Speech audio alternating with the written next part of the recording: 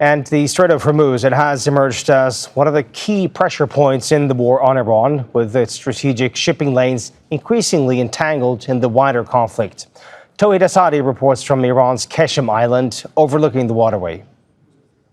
This is one of the most geostrategically significant and critical islands for Iran, the largest one. And that is becoming even more important with respect to the situation at the Strait of Hormuz, on which the Iranians are sending some clear messages constantly. First, they're saying that the control and authority over the Strait of Hormuz is with the Iranians, and they're saying that right now all the maritime operations are being controlled by IRGC, the Revolutionary Guards Naval Forces, who came out the other day to talk about the extension of the scope of authority over the strait. Also, they're saying that any sort of transiting through the trajectory of this geostrategically significant choke point should be in coordination with the Iranian side. No military ships and vessels are allowed to transit according to IRGC. And also now they're talking about transit charges and fees.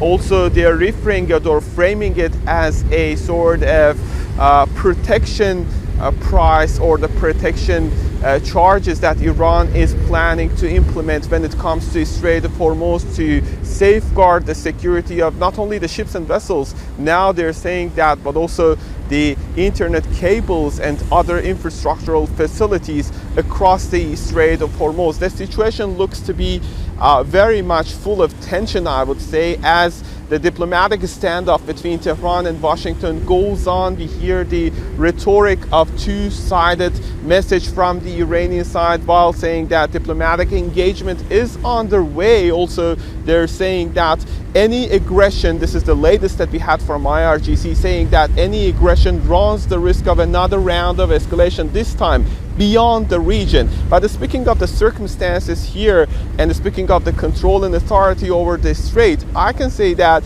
a lot of ships and vessels and oil tankers are blocked at the strait. And if Hamid can show us, this is one of them on my left that you can see. It happened on March 11th when the IRGC gave warning to this Thai registered bulk carrier named Mayuree Naree, which was hit by projectiles of IRGC while transiting through the Persian Gulf waters after departing from a port in UAE. Iran's Revolutionary Guards said they had struck the Thai ship in the strait because they ignored warnings. We know that 20 sailors survived and went back to Thailand, while 3 of them remained missing. And IRGC came out in a statement in that regard back in time to say that the vessel is struck by fire from the Iranian forces after ignoring warnings and alerts from the Navy of IRGC and unlawfully insisting on passing through the Strait of Hormuz.